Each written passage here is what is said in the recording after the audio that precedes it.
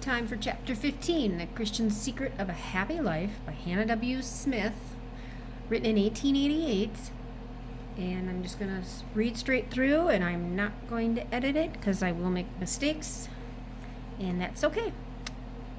Here we go. Chapter 15, Service.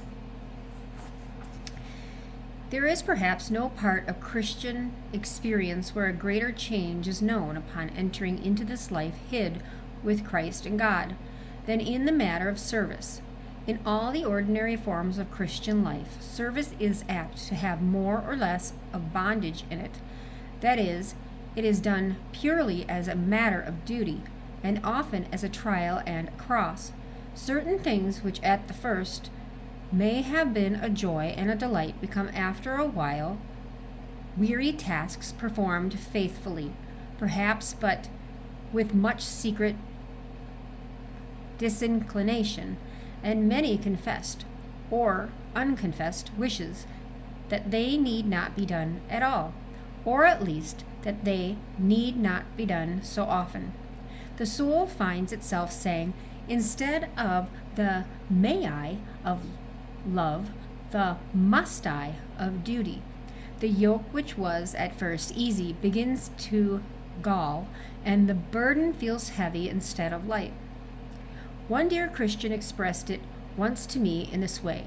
When I was first converted, she said, I was so full of joy and love that I was only too glad and too thankful to be allowed to do anything for my Lord, and I eagerly entered every open door. But after a while, as my early joy faded away and my love burned less fervently, I began to wish I had not been quite so eager. For I found myself involved in lines of service that were gradually becoming very distasteful and burdensome to me. Since I had begun them, I could not very well give them up without exciting great remark. And yet I longed to do so increasingly. I was expected to visit the sick and pray beside their beds. I was expected to attend prayer meetings and speak at them. I was expected, in short, to be always ready for every effort in Christian work, and in the sense of these expectations bowed me down continually. At last it became so unspeakably burdensome to me to live the sort of Christian life I had entered upon and was expected by all round me to live, that I felt as if any kind of manual labor would have been easier, and I would have infinitely preferred scrubbing all day on my hands and knees to being compelled to go through the treadmill of my daily Christian work. I envied, she said, the servants in the kitchen and the woman at the washtubs. This may seem to some like a strong statement, but does it not present a vivid picture of some of your own experiences, dear Christian?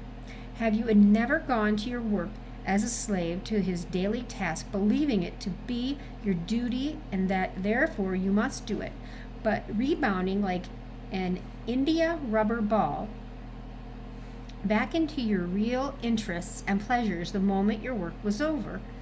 You have known, of course, that this was the wrong way to feel and have been thoroughly ashamed of it, but still you have seen no way to help it. You have not loved your work, and could you have done so with an easy conscience, you would have been glad to give it up altogether.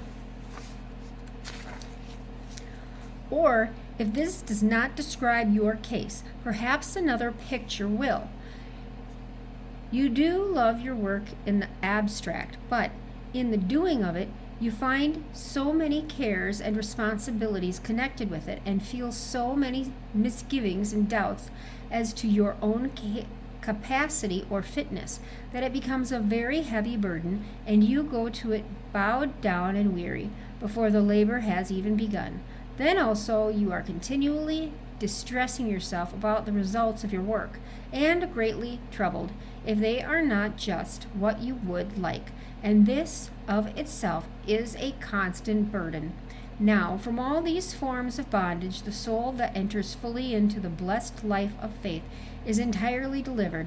In the first place, service of any sort becomes delightful to it, because having surrendered its will into the keeping of the Lord, he works in it to will and to do of his good pleasure, and the soul finds itself really wanting to do the things God wants it to do. It is always very pleasant to do the things we want to do, let them be ever so difficult and accomplished, or involved ever so much of bodily weariness.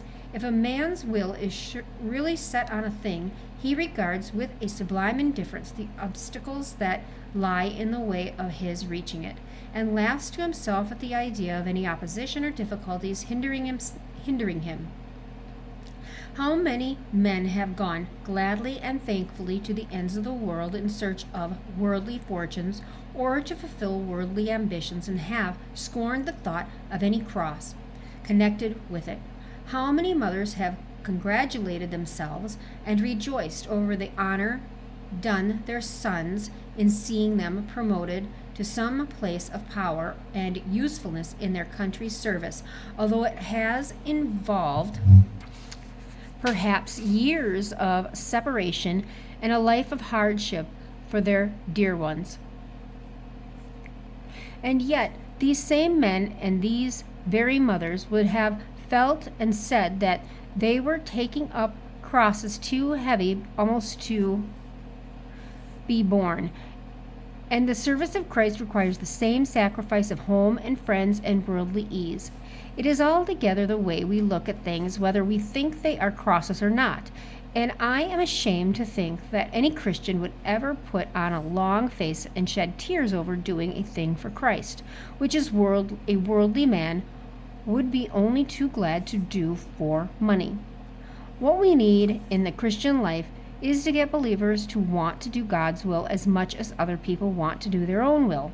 And this is the idea of the gospel. It is what God intended for us, and it is what he has promised.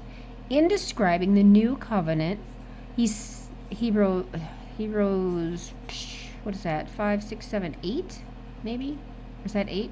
6 through 13, he says, "It shall no more be the old covenant made on Sinai." That is a law given from the outside controlling a man by force, but it shall be a law written within constraining a man by love.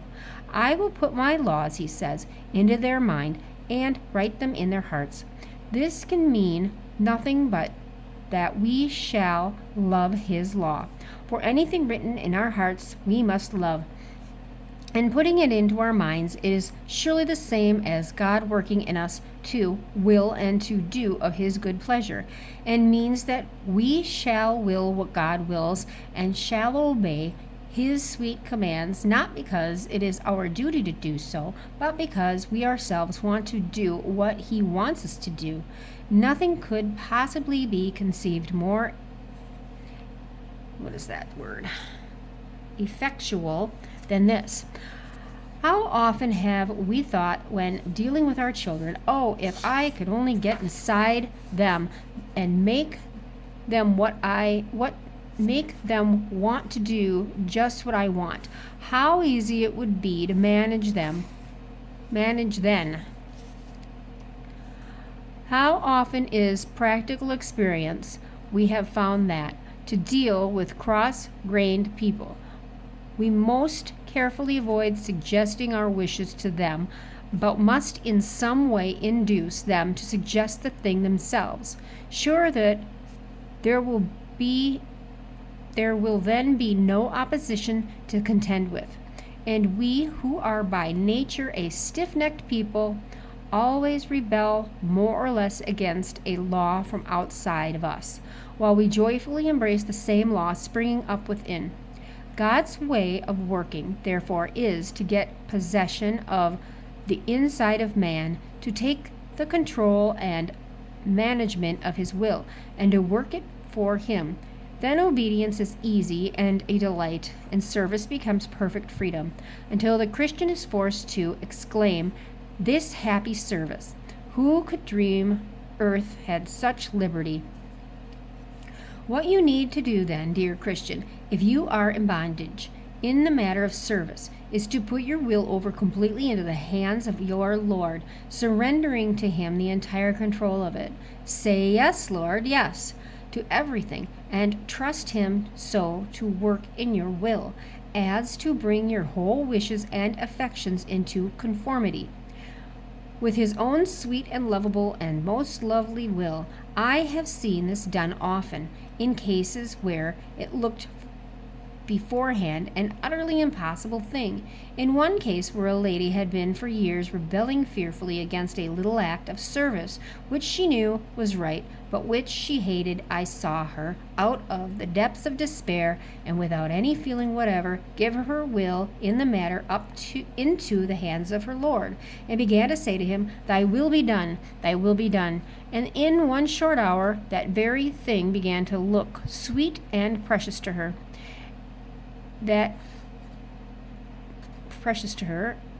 It is wonderful what miracles God works in wills that are utterly surrendered to Him. He turns hard things into easy and bitter things into sweet. It is not that He puts easy things in the place of the hard, but He actually changes the hard thing into an easy one and makes us love to do the thing we before so hated. While we rebel against the yoke and try to avoid it, we find it hard and galling. But when we take the yoke upon us with a consenting will, we find it easy and comfortable. It is said of Ephraim that at one time he was like a bullock unaccustomed to the yoke, but that afterwards, when he had submitted to the yoke, he was as an heifer that is taught and loveth to tread out the corn. Many Christians, as I have said, love God's will in the abstract, but carry great burdens in connection with it. From this also there is deliverance in the wonderful life of faith. For in this life no burdens are carried, no anxieties felt. The Lord is our burden bearer, and upon Him we must lay off every care. He says, in effect, "Be careful for nothing, but make your requests known to me, and I will attend to them all." Be careful for nothing, He says, not even your service. Above all, I should think, our service, because we know ourselves to be so utterly helpless in regard to it that even if we were careful, it would not amount to anything. What have we to do with thinking whether we are fit or not? The master workman surely has a right to use any tool he pleases for his own work, and it is plainly not the business of the tool to decide whether it is the right one to be used or not. He knows, and if He chooses to use us, of course we must be fit. And in truth, if we only knew it, our chief fitness is in our utter helplessness. His strength is made perfect, not in our strength, but in our weakness. Our strength is only a hindrance. I once visited an idiot asylum and saw the children going through dumbbell exercises. Now, we all know that it is a very difficult thing for idiots to manage their movements. They have strength enough, generally, but no skill to use this strength, and as a consequence cannot do much. And in these dumbbell exercises, the deficiency was very apparent. They made all sorts of awkward movements. Now and then, by a happy chance, they would make a movement in harmony with the music and the teacher's directions, but for the most part, all was out of harmony. One little girl, however, I noticed, who made perfect movements, not a jar or a break disturbed the harmony of her exercises. And the reason was not that she had more strength than the others, but that she had no strength at all. She could not so much as close her hands over the dumbbells, nor lift her arms, and the master had to stand behind her and do it all. She yielded up her members and instruments to Him, and His strength was made perfect in her weakness.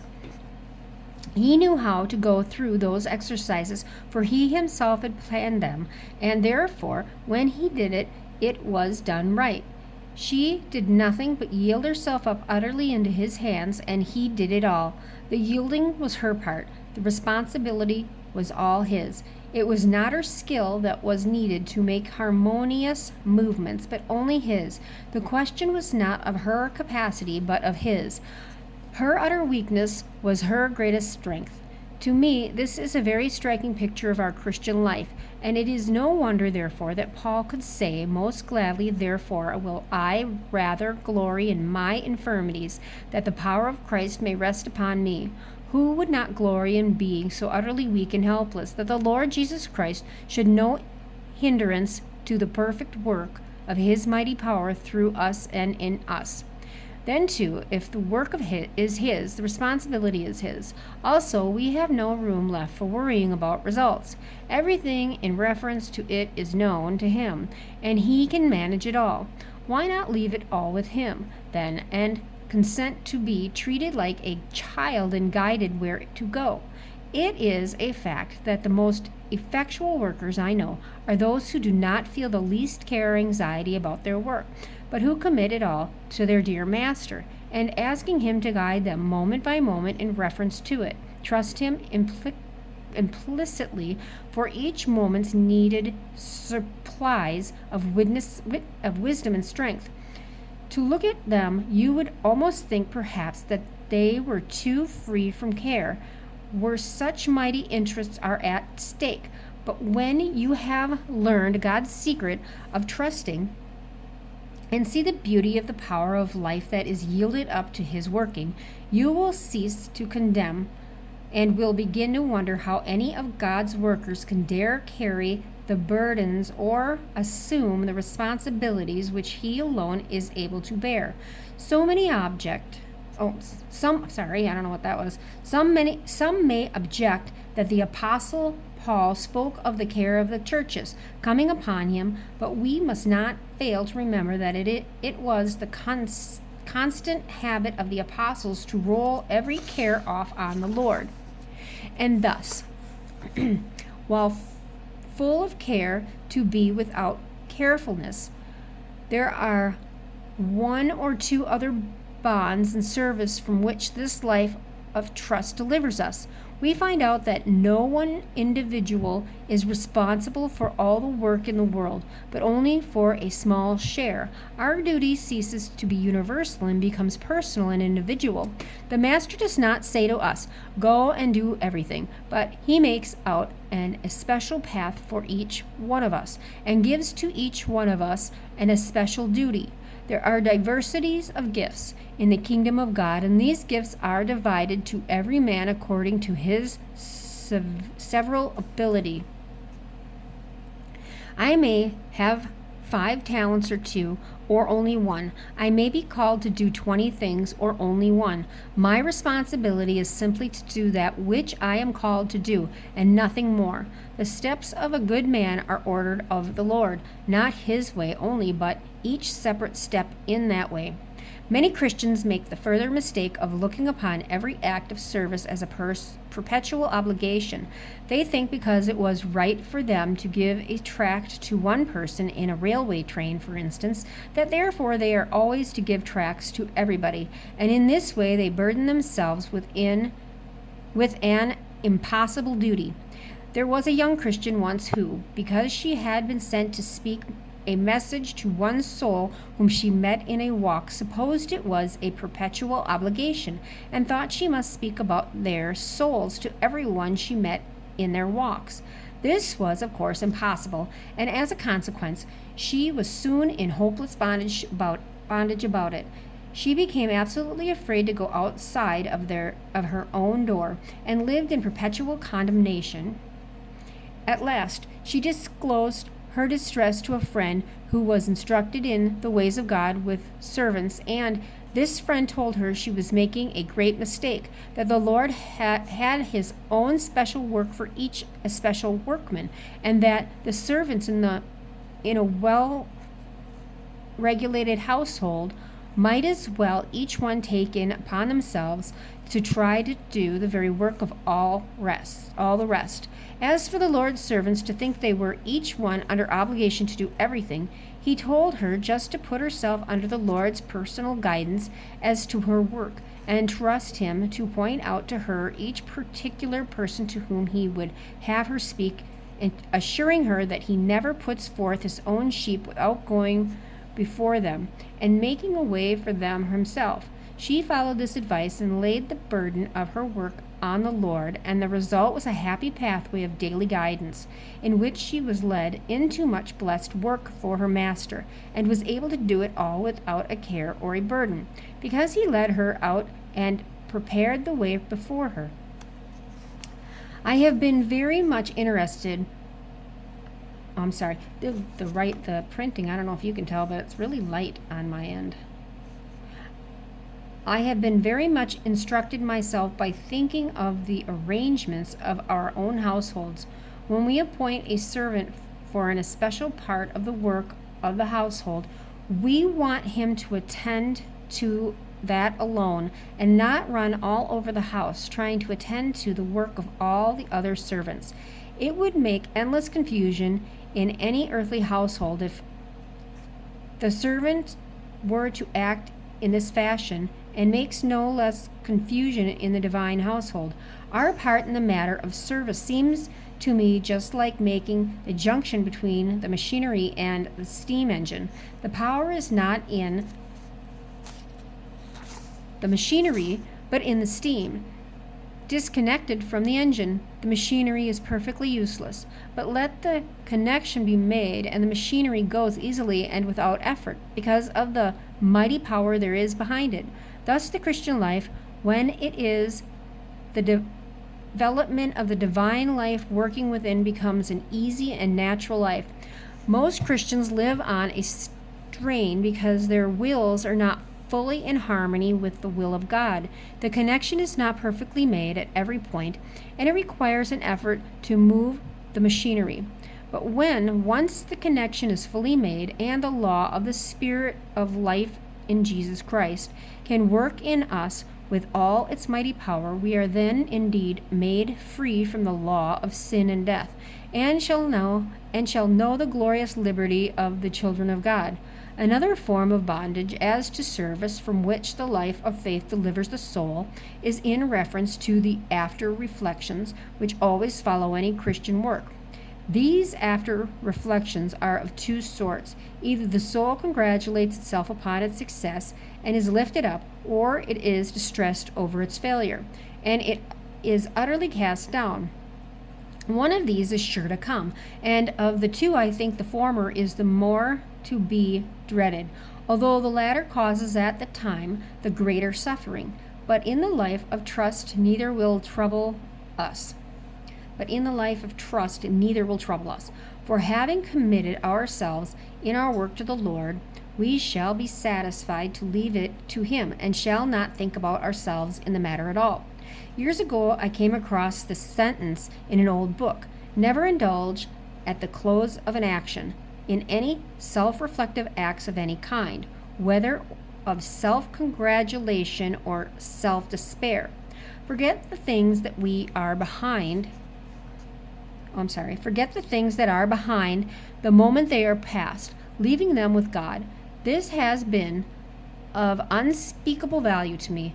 When the temptation comes, as it mostly does to every worker after the performance of any service, to indulge in these reflections, either of one sort or another, or the other, I turn from them at once and positively refuse to think about my work at all, leaving it with the Lord to overrule the mistakes and to bless it as He chooses. I believe there would be far fewer Blue Mondays for ministers of the gospel than there are now, if they would adopt this plan. I am sure all workers would find their work far less wearying.